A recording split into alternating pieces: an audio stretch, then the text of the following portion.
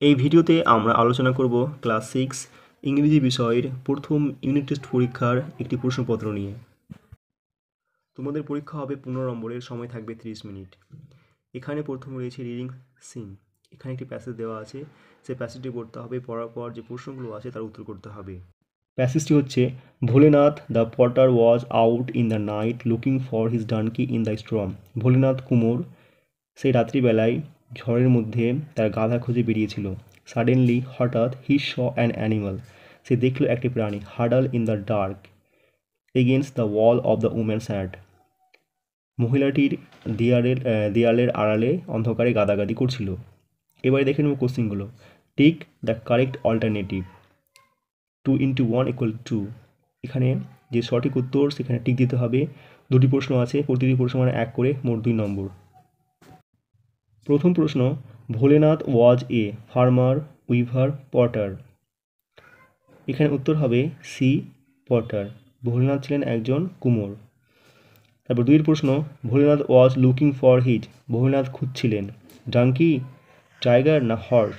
সঠিক উত্তর হবে এরটা, ডাঙ্কি। ভোলেনাথ অন্ধকারে তার গাধাকে খুঁজছিল।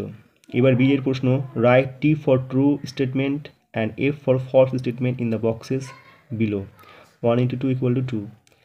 এখানে যে সমস্ত বাক্য সত্য তার জন্য টি এবং মিথ্যা বাক্যের জন্য এফ লিখতে হবে বাক্সের মধ্যে। প্রতিটি প্রশ্ন মানে 1 করে, মোট 2 নম্বর। প্রথম প্রশ্ন, Bholenath was out in the morning. Bholenath সকালে বেরিয়েছিলেন, উত্তরটা হবে রাত্রিবেলায় বেরিয়েছিলেন, তাই এটা হবে ফলস, লিখতে হবে এফ। তারপরে দুইয়ের প্রশ্ন, Bholenath saw an animal running in the dark. Bholenath দেখেছিল একটা প্রাণী যে অন্ধকারে দৌড়ে বেড়াচ্ছিল। এটিও হবে ফলস, কারণ সে দেখেছিল ওই প্রাণীটি গদাগদি করছিল, তাই ব্র্যাকেটে লিখতে হবে এফ। এবারে গ্রামার সেকশনের প্রশ্ন। প্রথমে রয়েছে fill in the blank with a and the. A and দিয়ে শূন্যস্থান পূরণ করতে হবে। প্রথম প্রশ্ন, dash Arabian sea in India. Arabian sea একটি সাগর নাম, তাই এখানে বসাতে হবে দ্য। বিয়ের প্রশ্ন, Rabindranath Tagore was dash great poet. G যেহেতু কনসোনান্ট, তাই এখানে বসবে এ। তারপর Rima is dash obedient girl. এখানে ওবেডিয়েন্ট এর প্রথম লেটার হচ্ছে ভায়েল, তাই বসাতে হবে অ্যান। এবারে 3 দাগের প্রশ্ন, identify the common and proper noun given below and place them in the correct column. Common এবং প্রপার নাউনগুলোকে চিহ্নিত করে নিচে সঠিক কলমে বসাতে হবে। নাউনগুলো হচ্ছে Sachin, boy, Darjeeling, street, Damodar, river.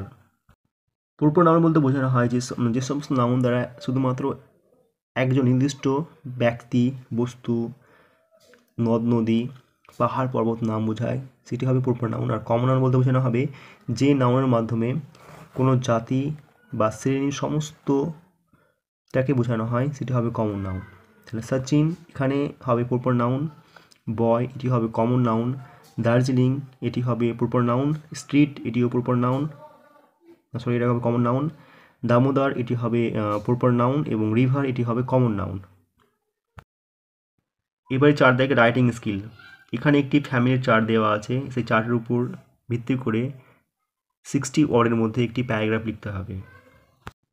প্যারাগ্রাফটি এভাবে লিখতে হবে, Ankur Roy is a student of class 6।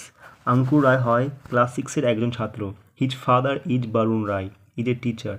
তার বাবা বরুণ রায় হয় একজন শিক্ষক। His mother name is Sangeeta Jha, is a nurse. তার মায়ের নাম সঙ্গীতা ঝা, যিনি হয় একজন সেবিকা। Ankita Roy is his sister who is student of class 3। Ankita Roy হয় তার বোন, যে হয় ক্লাস 3-এর একজন ছাত্রী। Dipan Roy is his grandfather who is a headmasters and Arpita Roy is his grandmother who is a housewife. Dipan Roy হয় তার দাদু এবং যিনি হয় একজন প্রধান শিক্ষক, এবং অর্পিতা রয় হয় একজন হাউসওয়াইফ, গৃহকর্ত্রী, যিনি তার দাদিমা। তারপরে হচ্ছে Bani Roy is his aunt's name who is a college student. Bani Roy হয় তার পিসির নাম, যিনি হয় একজন কলেজের বিদ্যার্থী।